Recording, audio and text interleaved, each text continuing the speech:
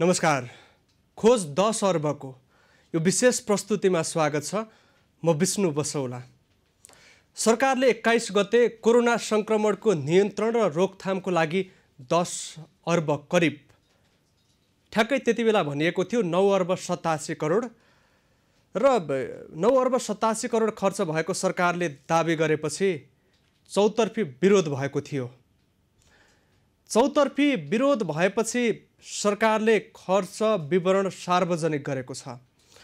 सरकारले 8 अर्ब 39 करोड खर्च भएको बताएको छ।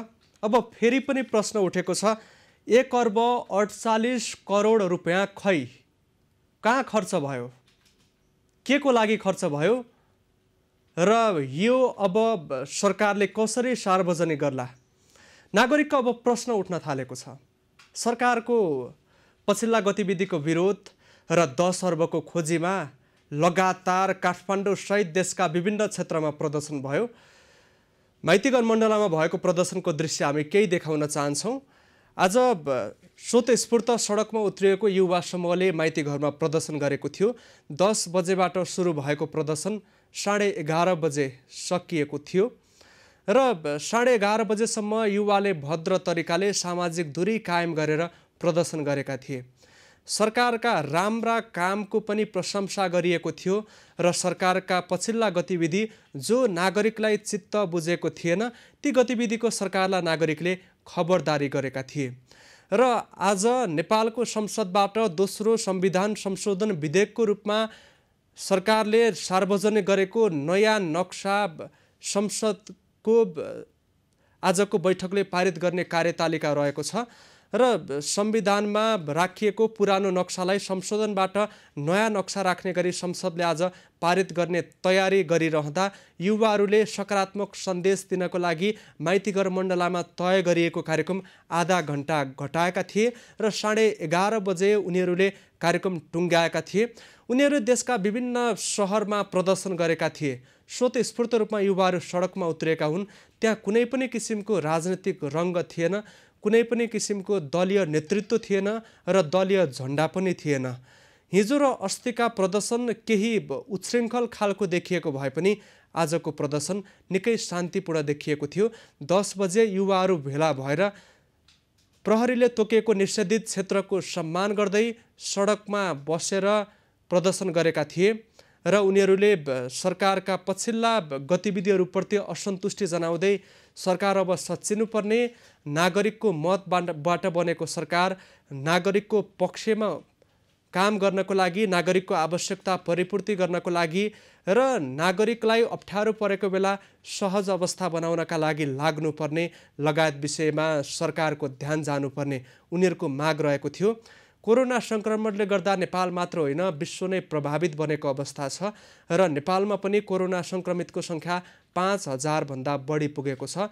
दैनिक जसो नयाँ रेकर्ड कायम भइरहेको छ कोरोना संक्रमितको सङ्ख्याले गर्दा र चौतर्फी दबावपछि सरकारले 80 दिनपछि लकडाउनलाई केही खुकुलो बनाएको छ र नागरिकलाई आफ्ना सवारी साधन चलाउनका लागि छुट दिएको छ। जोरबिजोर प्रणालीबाट चलाउन भनिएको छ। सामाजिक दूरी भने कायम राख्न सरकारले आग्रह गरेको छ र नागरिकहरूले सोही अनुसार सरकारको पछिल्लो आग्रहलाई स्वीकार गर्दै सामाजिक दूरी कायम राखिरहेका छन् र सरकारको पछिल्लो निर्णयको नागरिकले स्वागत गरिरहेका छन्।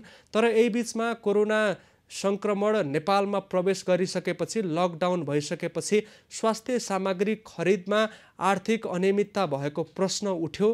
त्यसपछि खाडी लगायत विदेशबाट नेपाली कामदार ल्याउँदा तेब्बर बढी भाडा कामदारबाट असुल्ने गरी निजी विमान कम्पनीले रणनीति बनाएको विषय सार्वजनिक भयो र यस्तै प्रकारका विषयहरू सार्वजनिक भइरहँदा नागरिकमा सरकारप्रति तीव्र असन्तुष्टि थियो र सरकारप्रतिको असन्तुष्टि सडकमा पोखिएको थियो। यो आजको नभएर हिजोको प्रदर्शन हो।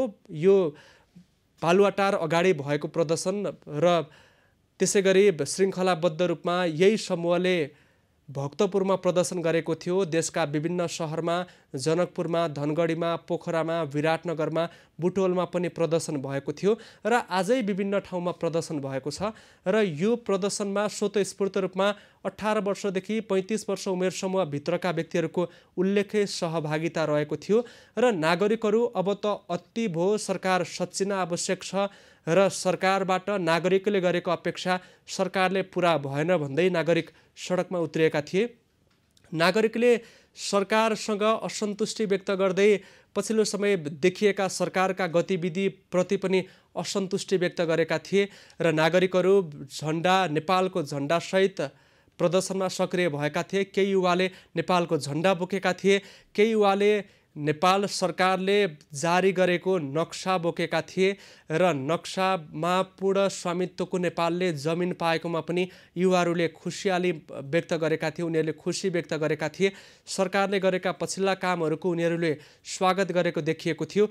युवाहरूको विशेष चासो सरकारले PCR विधिबाट परीक्षणको दायरा बढाउन नसकेको, RDT परीक्षण भर पर्दो नभएको र क्वारेन्टिन व्यवस्थित नभएको र अस्पतालमा कोरोना सङ्क्रमितले उपचार राम्रोसँग नपाएको, अस्पतालमा विभिन्न किसिमका समस्या भएको, स्वास्थ्यकर्मी अस्पताल नजाने गरेको, त्यसै गरी स्वास्थ्यकर्मीले कोरोना सङ्क्रमितसँग सम्पर्क, समन्वय, संवाद नगरेको र उनीहरूलाई आत्मबल बढाउनका लागि सहयोग गर्नुपर्ने ठाउँमा अस्पतालबाट सो किसिमको वातावरण नबनेको र सरकारले यतिका लामो समय बितिरहँदा पनि लकडाउन बाहेक अन्य विकल्प नसोचेको भन्दै युवाहरू सरकारप्रति असन्तुष्ट बनेका थिए र सरकारले व्यवस्थापन राम्रो नगरिरहेको नागरिकले देखिरहेका अवस्थामा सरकारले कोरोना सङ्क्रमणको रोकथाम र नियन्त्रणको लागि करिब 10 अर्ब खर्च भएको दाबी गरेपछि नागरिक सडकमा उत्रिएका थिए र नागरिकहरूले आज निकै भद्र तरिकाले प्रदर्शन गरे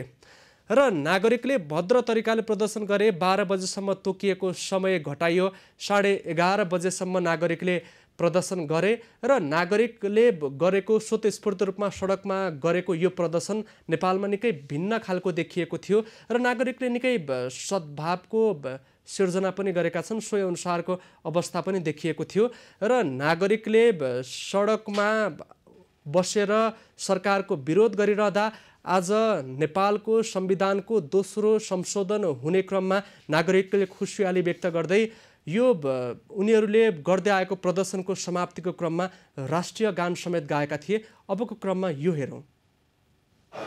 दर्शकबिन, अहिले यहाँनिर राष्ट्रिय गानहरू गाइरहेका छन् र यो राष्ट्रिय गान सकेपछि यो कार्यक्रमको यहीँ समापन हुनेछ। निकै नै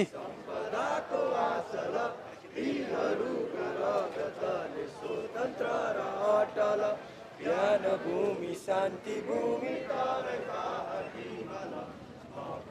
यो प्यारो हाम्रो मातृभूमि नेपाल, जाति भाषा धर्म संस्कृति छन् विशाल, अग्रगामी राष्ट्र हाम्रो जय जय नेपाल। र स्वतस्फूर्त तरिकाले सडकमा उत्रिएको युवाहरूको समूहले राष्ट्रप्रति सम्मान व्यक्त गर्दै राष्ट्रिय भावका साथ राष्ट्रिय गान गाएर आफूहरूको अभियान सकिएको बताएको छ र युवाहरूले यति मात्रै गरेनन्। हिजो अस्ति जुन किसिमको प्रदर्शन देखिएको थियो, आजको प्रदर्शन भिन्न खालको थियो। प्रहरीले तोकेको निषेधित क्षेत्र उनीहरूले निकै अनुशासनपूर्वक पालना गरे र बानेश्वरमा जुन किसिमको प्रदर्शन देखा परेको थियो र सो अनुसारको प्रदर्शन देखा परेन माइतीघर मण्डलामा र प्रदर्शनकारीले उनीहरूको सुरक्षामा खटिएका प्रहरीलाई फुल दिएका थिए। फुल दिएर उनीहरूले सद्भाव व्यक्त गरेका थिए र त्यति बेला उनीहरूको सुरक्षामा खटिएका प्रहरीहरू निकै भावुक अवस्थामा देखिएका थिए। उनीहरू पूर्ण तयारीको साथ आइपर्ने जस्तोसुकै समस्या समाधान गर्नको लागि पनि प्रहरीहरू तैनात बनेका थिए र नागरिकहरूले निकै भद्र तरिकाले, निकै सभ्य तरिकाले प्रदर्शन सकेका छन् र खोज 10 अर्बको हामी यो प्रस्तुतिमा रहेका छौँ। सरकारले भर्खरै मात्र खर्चको विवरण सार्वजनिक गर्दा 8 अर्ब 39 करोड बराबरको खर्च भएको बताएको छ भने 1 अर्ब 48 करोडमाथि फेरि पनि प्रश्न उठेको छ। हामीसँग यति बेला संवादको लागि ट्रान्सपरेन्सी इन्टरनेसनल नेपालका पूर्व अध्यक्ष श्री हरि अर्याल सम्पर्कमा रहनु भएको छ। उहाँ वरिष्ठ अधिवक्ता पनि हुनुहुन्छ। यहाँलाई स्वागत छ। धन्यवाद।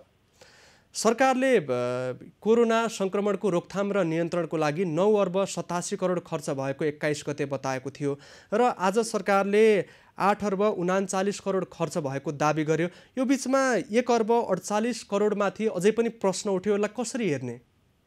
यस्तो हो, अब 10 अरब खर्च गर्यो सरकारले भनेर सरकारले भनेको छ, तर सरकारले त्यो भनिरहँदा प्रधानमन्त्रीले जुन सम्बोधन गर्नुभयो संसदमा भन्दा उहाँले विनम्रतापूर्वक यसको हिसाब किताब एक पाइको हिसाब हामीसँग छ, हामी दिन्छौँ र यो चाहिँ त्यो हिसाब चित्त बुझेन भने मुलुकमा भ्रष्टाचार नियन्त्रणका लागि गठन भएका संवैधानिक निकायहरू छन्, तिनीहरूले पनि हेर्छन्। त्यस कारणले खर्चको बारेमा त्यसरी शङ्का चाहिँ नगरिहालौँ, किनभने यो अहिले त महामारीको अवस्था छ। महामारीको अवस्थामा यो चाहिँ के छ भने कि हामीले यही बेलामा हो जुन बेलामा चाहिँ असाध्य बढ्ता पारदर्शी भएर जवाफ दिएर खर्च गर्नुपर्ने त्यो काम जिम्मेवारी हामीले पुरा गरेका छौँ। अब यो चाहिँ हामी सबै कुरा यति दिनभित्र यसरी विस्तृत रूपमा जहाँ जहाँ दिनुपर्ने हो जनसमक्ष दिनुपर्ने भए जनसमक्ष दिने र सम्बन्धित निकायहरूले पनि त्यो हेर्न सक्छ भनेर विनम्रतापूर्वक उहाँले आफ्ना कुराहरू राखिदिनु भएको भए यो समस्या धेरै आउँथ्यो जस्तो मलाई लाग्दैन। कुरा के आयो भने होइन, अब त्यसको हिसाब खोज्ने कि कोरोनाको चाहिँ नियन्त्रणतिर लाग्ने भन्ने जस्तो किसिमको मोठै जवाफ उहाँले दिनुभयो। उहाँको जुन चाहिँ जवाफ दिने शैली छ, उहाँकोमा जुन अहङ्कार छ, त्यो अहङ्कारले गर्दा मानिसहरूलाई भित्र कोठामा चाहिँ गुम्सिएर बसेका मान्छेहरूलाई उहाँको कुरासित चाहिँ चित्त बुझेन। किनभने यो सरकार यो कोरोना सुरु भएदेखि नै चाहिँ के छ भने ओम्नी समूहको चाहिँ डिलका कुरा गरौँ र त्यसभन्दा पछिका चाहिँ व्यवहारहरू हेरौँ सरकारको, त्यो कुराबाट जनता कोठामा बसेर आदित भइसकेका थिए। त्यो आदित भएको परिणाम स्वरूप त्यसलाई चाहिँ मत्थर गर्नका लागि त्यसलाई चाहिँ के छ भनेदेखि छानबिन गर्नलाई एउटा गम्भीरता देखाउँछु म भनेर प्रधानमन्त्रीले संसदमा बोलिदिनु भएको भए यति समस्या आउँदैन। त्यसकारण यो सबै कुराको यो जुन चाहिँ प्रदर्शन अहिले भइरहेको छ स्वतस्फूर्त रूपमा जो प्रदर्शन हुँदैछ त्यो प्रस्फुटन भएर आएको यो जनताको आक्रोश, सरकारको काम गर्ने शैली, अहङ्कार आदिद्वारा पनि के छ भने जनतालाई चाहिँ सहनै नसक्ने अवस्था भएर त्यो जनताहरू विशेष गरेर युवाहरू सडकमा निस्केका हुन्। त्यस कारणले सरकारले जनतासित कसरी बोल्नुपर्छ, जनतालाई चाहिँ कसरी सम्बोधन गर्नुपर्छ भन्ने कुराको कुनै कुरा जवाफदेहिता नै भएन। पहिला अब राणाकालमा के हुन्थ्यो भने जनता भन्ने थिएन, प्रजाहरू चाहिँ राजाप्रति वफादार हुनुपर्छ। लोकतन्त्रमा त सरकार जनताप्रति वफादार हुनुपर्छ, वफादार भएको देखिनुपर्छ। जब सरकार त्यसको नेता प्रधानमन्त्रीले वफादार भएको चाहिँ जनताले महसुस गर्दैनन् त्यो अवस्थामा यस्ता किसिमका प्रदर्शनहरू हुनु अत्यन्त स्वाभाविक हो। यस्ता कुरालाई आकलन पनि गर्न नसक्ने सरकार पनि हाम्रो देशमा छ भन्दाखेरि मान्छेलाई, नेपाली जनतालाई कस्तो कस्तो अप्ठ्यारो र अनि भन्दा शब्द प्रयोग गर्दा लाजै लाग्ने स्थिति चाहिँ अहिले आइरहेको छ। त्यसकै परिणाम सबै कुरा भइरहेको छ। अब सरकारले करिब 10 अर्ब खर्च भएको बतायो। करिब 10 दिनपछि खर्च विवरण सार्वजनिक गर्दा सो अनुसारको खर्च भएको देखाउन सकेन। 1 अर्ब 48 करोड अझै कता गयो भन्ने खालको अवस्था सिर्जना भएको छ। 10 दिनपछि पनि सरकारले किन खर्च विवरण पुरा रूपमा सार्वजनिक गर्न सकेन? यसलाई चाहिँ कसरी हेर्ने? एउटा कुरा के विचार गर्नु छ भने 10 अरब खर्च भयो भन्दाखेरि त्यो हचुवाको भरा भनेर छ भन्ने कुरा त्यसै बुझियो। किनभने उहाँहरूले 10 अरब खर्च गरेको भनेपछि 10,000मा चाहिँ 2-4 लाख तलमाथि होला मोटामोटी भन्दाखेरि 10 अरब खर्च भयो भन्नुपर्ने भनिसकेपछि त के हुनुपर्थ्यो त भनेदेखि सरकारको विश्वसनीयतामा ह्रास आयो। मैले भन्नु खोजियो क्या 10 अरब खर्च भयो भनेपछि 10 अरब वरिपरिको चाहिँ फिगर यसरी खर्च भयो भनेर भन्नु पऱ्यो नि त सरकारले। 1 अरब त छँदैछ, 1 अरब त त्यही 10 अरब भित्रकै कुरा भयो। मैले भने 10 अरब खर्च हो भनेर भन्दाखेरि त्यो चाहिँ त्यो 10 अरबमा 10% भन्नुहोस् न, 1 अरब रुपियाँ नै तलमाथि हिँडी गरेर पहिला सरकारले दिएको चाहिँ हिसाबले त्यस्तो किसिमको रह्यो।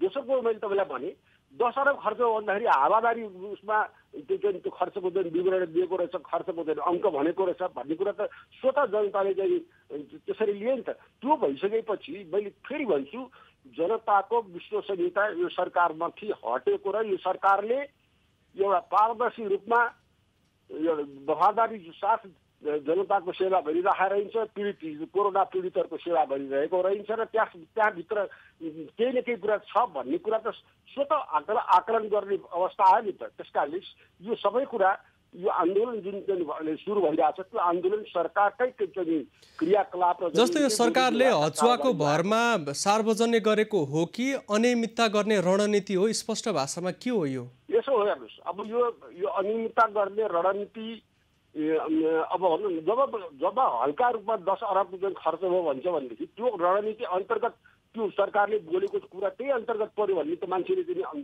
सोच्ने कुरा हो नि त। सामान्य मान्छेले के कसरी सोध्ने हो भने ए बाबा यो चाहिँ 10 अरब भनिसकेपछि खर्च हो भनिसकेपछि त अनि त्यसपछि त त्यहाँभित्रको फिगर त जे जस गर्न पनि त पाइयो नि। त्यो हिसाब किताब जाँच्ने काम त पछि कहिले हुने हो कहिले हुने हो थाहा छैन। तर त्यसरी अहिले सरकारले भन्यो भनेपछि जनताले पत्याइहाल्छन् भनेर जनतामाथि हेवा प्रवृत्ति सरकारले देखाएको हो। अब अझै पनि 1.5 अर्बमाथि प्रश्न उठ्यो। अब यसलाई त अझ पनि विश्वास गर्ने आधार त भएन नि त सरकारमाथि। 1.5 अरब माथि मात्रै होइन, त्यो प्रत्येक पैसामाथि पनि प्रश्न उठ्यो। किन उठ्यो भन्नुहुन्छ भने अब एकपटक भन्दाखेरि 10 अरब खर्च भयो भन्नेले अब तपाईँले झन्डै 1.5 अरब घटाएर हिसाब दिएको छ भने त्यो हिसाब पनि सबै ठिक छ कि छैन भन्ने कुरा त प्रश्न उठ्यो नि त। त्यसकारणले 10 अरबभित्र त्यो 8 अरब 8.5 अरबमा पनि प्रश्न उठ्यो। त्यसमाथि पनि तपाईँले भन्नुभएको जस्तै 1.5 अरब रुपियाँको चाहिँ हिसाब बाहिर फिगर बाहिर नआउँदाखेरि त स्वतः रूपमा जनतामा त्यसको चाहिँ के छ भनेदेखि त्यो हिसाब किताब चाहिँ सरकारले राम्रोसँग राखेका रहन्छ र उनको मेकानिजमले यो त्यसको हिसाब किताब पटक्कै राम्रोसँग राखेका छैन भन्ने कुरामा त तपाईँको चाहिँ अब सबै मान्छेहरूले चाहिँ त्यही कुरामा पो विश्वास गर्ने भएन। त्यसकारणले सरकारको जुन गैर जिम्मेवारपन छ त्यो जिम्मेवारपनले गर्दाखेरि यी सारा कुरा भएको छ र तपाईँले भनेको शब्द फेरि भन्छ त्यसैभित्र यो रणनीति नै परेको हुनसक्छ। अब सोझो अर्थमा सबैतिरबाट प्रश्न उठ्यो। अब पनि सरकारले गैर जिम्मेवार व्यवहारै देखायो, अब विज्ञहरूको शब्दमा, सबैजनाको शब्दमा भन्दाखेरि। अब यसलाई चाहिँ नियमन गर्ने निकायले कसरी कदम चाल्न सक्छ त? होइन, अब नियमन गर्ने निकायले यति प्रश्न उठिसकेपछि एकछिनलाई भन्नुहोस् त अख्तियार दुरुपयोग अनुसन्धानले तपाईँको चाहिँ प्रोएक्टिभ भएर चाहिँ यसमा हस्तक्षेपकारी भूमिका निर्वाह गरिहाल्नुपर्ने होइन र? किनभने अझ यस्तो यो कोभिडको नाउँमा कति खर्च अझ हुँदै होला। अब यो नै त अनियमितता भएको रहेछ भने त अरू अनियमितता कति हो त्यो भन्न सकिँदैन। अथवा यो कोभिडको नाममा हुने खर्च त तपाईँको निरन्तर भारतबाट चाहिँ कोरोना चाहिँ सङ्क्रमितहरू देशभित्र आएका छन् फेरि त्यो सङ्क्रमित नभए पनि तिनको बसोबासका कुरादेखि यावत कुराहरू सरकारले गर्नुपर्ने छ, सारा चिज गर्नुपर्ने छ। अझ कति अरब खर्च हुने हो हेर्नुहोस् त। अब त्यो खर्च गर्ने वैधता पाउनलाई पनि त राजनीतिक वैधता पाउनलाई पनि त के छ भनेदेखि त्यो चाहिँ अख्तियार दुरुपयोग अनुसन्धान आयोगले जस्ता चाहिँ भ्रष्टाचार नियन्त्रणसँग सम्बन्धित संवैधानिक संस्थाहरूले त हस्तक्षेपकारी भूमिका निर्वाह गर्नुपर्ने हो नि त। तर अख्तियार दुरुपयोग अनुसन्धान पनि सरकारसित डराउँछ। किनभने सरकारसित झन्डै झन्डै 2/3 चाहिँ बहुमत छ संसदमा। अब भोलि मलाई इम्पिचमेन्टमा चाहिँ इम्पिचमेन्टको मुद्दा मलाई चाहिँ चलाइदिने हो कि हालिदिने हो कि भन्ने जस्ता कुराबाट त्रसित भएर र अथवा तपाईँको चाहिँ के सरकारकै छायाको रूपमा चाहिँ अख्तियार दुरुपयोग भएको कारणबाट पनि यी सबै कुराहरूमा अख्तियार दुरुपयोगले चाहिँ अग्रगामी कदम अहिले चाल्न नसकेको भन्नुपर्ने अवस्था अहिले आएको छ। अब यो 1.5 अर्ब रुपियाँमाथि प्रश्न उठ्दा यसको विषयमा सरकारले जवाफ दिन आवश्यक छ कि छैन? एकदमै जवाफ छ, एकदमै जवाफ छ। किन पाइको हिसाबको चाहिँ दिनु जरुरी छ। किनभने अब यही विषयमा तपाईँलाई बताउँछु म। संसदमा तपाईँको अहिले अब यो संसदमा यो कुराहरू गम्भीर रूपमा उठ्नुपर्छ र संसदले हस्तक्षेपकारी भूमिका निर्वाह गर्नुपर्छ। किनभने कार्यपालिकालाई नियन्त्रण गर्नका लागि नै संसद हो। प्रधानमन्त्री संसदप्रति जवाफदेही छन्। तर समस्या के छ भन्नुहुन्छ भने संसदमा जति सांसद छन् सत्ताधारी दलका ती सांसदहरू प्रधानमन्त्रीप्रति वफादार छन्, जनताप्रति होइन प्रधानमन्त्रीप्रति वफादार छन्। अनि प्रधानमन्त्रीले गरेको र बोलेको कुरामा उनीहरूले विरोध गरेको जस्तो त गर्छन्, तर यथार्थमा उनीहरूले चाहिँ गम्भीर भएर त्यसलाई चाहिँ त्यसको अध्ययन गरेर चाहिँ प्रधानमन्त्रीलाई चाहिँ रेखरेखी गर्न सक्दैनन्। हेर्नुहोस्, त्यो गर्न नसकेकै कारणबाट अहिले चाहिँ प्रधानमन्त्री गैर उत्तरदायित्व गैर जिम्मेवार हुँदै जानु भएको छ। किनभने संसदप्रति जिम्मेवार उहाँको हुनुभएको भए यो संसद अहिले चलि पनि राखेको छ। संसदमै पनि गएर उहाँले सबै कुराहरूको हिसाब किताब दिन सक्नुहुन्थ्यो। किन संसदमा पनि प्रश्न त उठाएको छ नि, हल्कै रूपबाट भए पनि फेरि प्रतिपक्षले गम्भीर रूपमै प्रश्न उठाएको छ भनेपछि त तपाईँको चाहिँ संसदमै गएर पनि त यस्तो हिसाब किताब दिन सक्नुहुन्थ्यो नि त। तर उहाँले दिएको बाहिर दिएको हिसाब पनि उहाँको ठिक छैन र उहाँले दिनुपर्ने ठाउँ संसद चलिरहेको अवस्थामा संसदमा गएर उहाँले यो कुराको जवाफ दिनु पर्थ्यो। अब उहाँ आफू बिरामी हुनुहुन्छ, प्रधानमन्त्री बिरामी हुनुहुन्छ, उहाँलाई कोरोनाको त्रास कसैलाई छ भने सबभन्दा बढी त्रास उहाँलाई छ। उहाँलाई चाहिँ घर प्रधानमन्त्रीको क्वार्टरबाट बाहिर निस्कन हम्मे पर्छ, धेरै गाह्रो छ। अब उहाँ फेरि अर्को उहाँ यस्ता विषयमा एकहोरो बोलेर अरूलाई चाहिँ तपाईँको चाहिँ धेरै शिक्षा अर्थी उपदेश दिन सक्नुहुन्छ, तर जिम्मेवार ठाउँमा गएर जिम्मेवारीपूर्वक उहाँले चाहिँ जवाफ दिने काम चाहिँ गर्नु चाहिँ उहाँ चाहनुहुन्न, उहाँ सक्नुहुन्न। समस्या यो हो। अब यो 1.5 अर्बमाथि प्रश्न उठ्दा यसको जवाब कसले दिने, प्रधानमन्त्रीले कि उपप्रधानमन्त्री? सरकारको प्रमुखले दिने हो। किनभने हामीले त भन्नुपर्छ र अर्थमन्त्रीले दिने भनौँ। तपाईँको एउटा राजनीतिक भाषा भन्दाखेरि अहिलेको अर्थमन्त्री उहाँ पोलिटिकल ब्याकग्राउन्ड नभएको मान्छे हुनुहुन्छ। उहाँको आफैमा उहाँ साह्रै विज्ञ र चाहिँ अर्थशास्त्रको ज्ञाता भए पनि उहाँ राजनीति उहाँले बुझ्नुभएको छैन र राजनीतिमा उहाँको कुनै पकड पनि छैन। उहाँले भनेको कुराबाट चाहिँ के छ भन्दाखेरि उहाँले भनेको कुराबाट संसद कसरी आश्वस्त हुन सक्छ? त्यसकारणले संसदको नेता भनेको प्रमुख रूपमा प्रधानमन्त्री नै हो, किनभने उहाँ कार्यकारी प्रमुख पनि हुनुहुन्छ र संसदले उहाँलाई चुनेर प्रधानमन्त्री बनाएको। यदि त्यो हो भनेदेखि तपाईँको उहाँले त के गर्नु पर्यो भने संसदलाई यस्तो गम्भीर विषयमा संसद चलेको बेलामा संसदमा गएर तपाईँको चाहिँ संसदलाई सुनाएर जनतालाई सम्बोधन गर्न सक्छ। मैले फेरि भन्छु, सांसदलाई सुनाएर जनतालाई सम्बोधन गर्न सक्नुपर्छ। यो किन मैले भनिरहेको छु भने यो अहिले जे जति चाहिँ के छ भने यो आन्दोलनका सुरुवातहरू भइराखेको छ, त्यो जनता कन्भिन्स नभएर, जनता चाहिँ प्रधानमन्त्रीप्रति सरकारप्रति आश्वस्त नभएर र सरकारसित दिक्क र वाक्क दिक्क भएर नै अहिले प्रदर्शन भइरह्यो। तिनलाई चित्त बुझ्ने किसिमबाट उनीहरूले उठाएको जुन प्रश्नहरू छन् त्यो प्रश्नहरू कुनै चाहिँ नाजायज प्रश्नहरू छैनन्।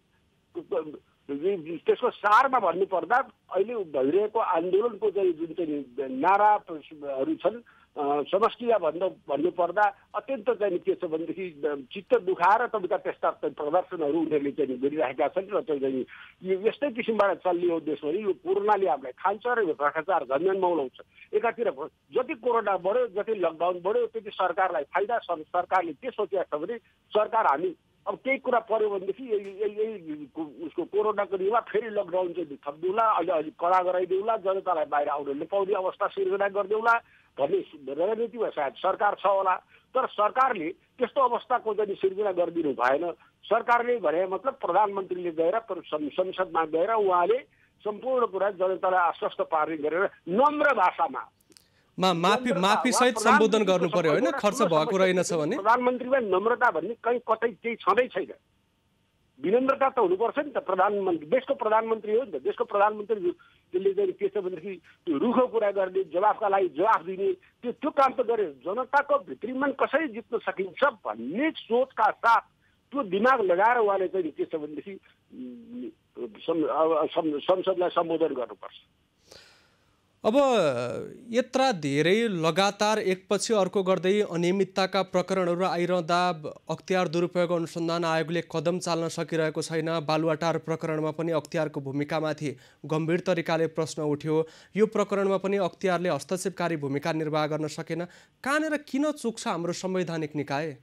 यो कुरा के हो भने यो संविधान असफल गराउनका लागि यी सबै संस्थाहरू निष्क्रिय भएको छन्। हेर्नुहोस्, संविधान किनभने संविधानमा व्यवस्था गरेका संस्थाहरू आफ्नो आफ्नो ठाउँमा चाहिँ सक्रिय भए भने संविधान बलियो हुन्छ। अब संविधानले सिर्जना गरेका स्थापना गरेका संस्थाहरू यस्ता लुखुरे भए भने तिनका तिनका चाहिँ काम कारबाहीमाथि जनताको विश्वास हुँदैन। जब जनताको विश्वास हुँदैन अनि त्यसपछि अनि व्यवस्थामाथि नै प्रश्न उठ्ने गरेर फेरि राजनीतिक अस्थिरता ल्याउनका लागि स्वाभाविक रूपमा सडकमा मानिसहरू आउँछन् हेर्नुहोस्। त्यस कारणले मैले के भन्नु खोजिरहेको छु भने प्रत्येक संवैधानिक निकायहरूले समयमै मौकामै चाल्नुपर्ने कदम चाल्नुपर्छ। अब यत्रो जुलुस आइराखेको छ, अख्तियार चाहिँ टल्ल परेर हेऱ्यो प्रधानमन्त्रीले त्यो एउटा गृहबाट एउटा सूचना प्रकाशित गरेर ल 77 जिल्लामा चाहिँ अब निषेध कडा गर्नु पर्यो भनेर चाहिँ जनतालाई चाहिँ तलाउन तर्साउन सकिन्छ? सकिँदैन नि। भने नजिक गृह मन्त्रालयबाट 77 जिल्लालाई के छ यस्ता प्रदर्शनकारीहरूलाई दबाउनुका निमित्त तपाईँको जति व्यापक चाहिँ भयो। त्यसो गर्ने हो र? गर्ने त के हो भने कि राजनीतिक वैधता सरकारले गुमाउँदै गइरहेको छ।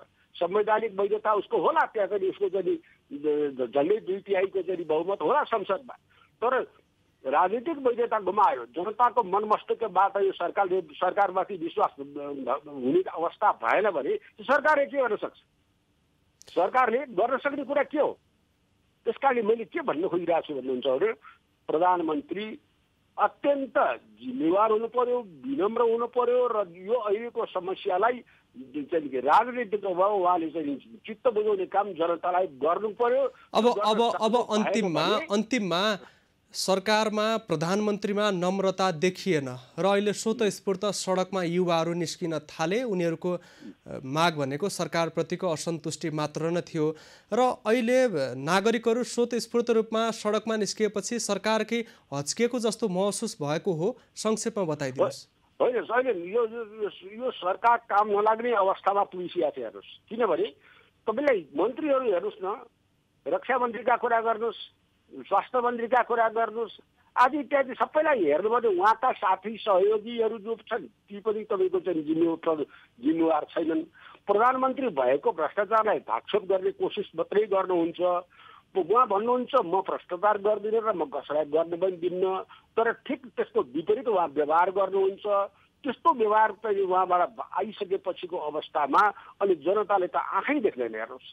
जनता एकचोटि उर्लिसक्यो। यो त देखाएको छ त, केपी शर्मा ओलीले देशमा कस्ता कस्ता किसिमका आन्दोलन भएका छन् भन्ने कुरामा उहाँमै पनि सहभागी भएर जनताहरू सडकमा उत्रेको होइन र? त्यस कारणले खेलाची गर्ने, ठट्टा गर्ने, अहङ्कार देखाउने यो विषय होइन।